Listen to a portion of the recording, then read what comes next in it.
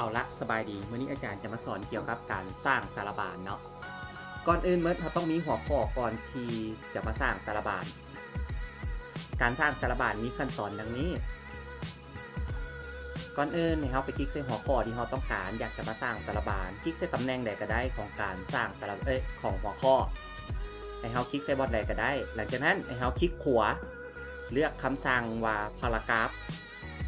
แล้วให้มาเลือกอยู่บน body text นี้ให้เลือกเป็นเลเวล1จะเอาเลเวล1เลเวล2เลเวล3ก็ได้ตามความเหมาะสมเลเวล1มันก็จะยูย่อหน้าทำอิทเลเวล2ก็จะยับมายูย่อหน้าถัดไปยับขึ้นมาอีกน้อยนึงแล้วก็เลเวล3ก็จะยับขึ้นมาเรื่อยๆตามลำดับตัวนี้อาจารย์จะยกตัวอย่างเอาเลเวล1ทั้งหมดให้เราคลิกเอาเลเวล1แล้วก็กดโอเคจุดสังเกตว่าเขาเลือกแล้วหรือยังให้เราเอาเมาส์มาแนใส่หัวข้อแล้วมันจะมีสามเหลี่ยมอยู่มุมนี้ต่อไปเขาไปเลือกหัวข้อเรื่อยๆจนเมดที่เขาจะสร้างสารบานเนาะก็คลิกใส่หัวข้อที่2คลิกขวาแล้วก็เลือกพารากราฟเนี่ย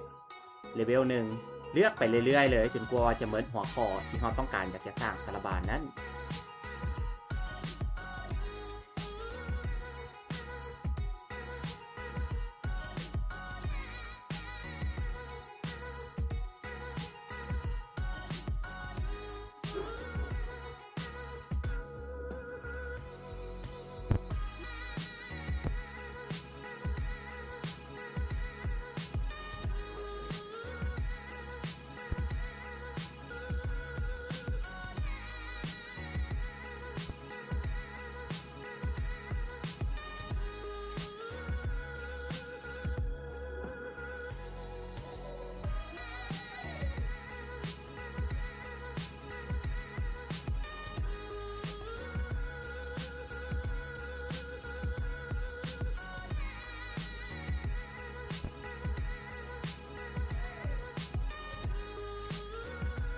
หลังจากเขาเลือกแล้วเนาะเขาก็ไปเลือกตำแหน่งที่เขาต้องการอยากจะเอิ้นสารบานมาคืออาจารย์เนาะจะยกตัวอย่างในการเอิ้นสารบานเมียนหน้าทั้งลุมนี้ก็ให้เขาคลิกลงไปหลังจากนั้นให้เขาไปเลือกเข้า reference อยู่มุมนี้หลังจากนั้นให้เลือกคำสั่ง table of content ส่วนพวกนี้เป็นรูปแบบของการเอิ้นสารบานให้เขาเอาตัวทำอิฐไปเลยปึ๊บเขาก็จะได้สารบานขึ้นมาตามที่เขาเลือกอยู่นั่นแล้วมันก็จะบอกว่าแต่ละหัวข้ออยู่หน้าที่เท่าใดหน้าที่เท่าใดเดี๋ยวอาจารย์จะมาเอิ้นเลขหน้าขึ้นมาใส่ก่อนเพื่อให้เขาเบิ่งว่ามันตรงกับหัวข้อที่เขาเอิ้นมาบ่การเอิ้นเลขหน้าให้เขาคลิกเข้าไป insert แล้วก็เลือกเข้ามา page number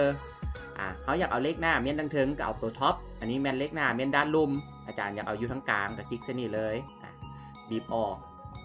เนี่ยคือยกตัวอย่างเขามาเบิ่งหัวข้อ 2.5 อยู่หน้าที่1เอาก็เลื่อนลงมาเบิ่งเนี่ย 2.5 อยู่หน้าที่1นี้มัน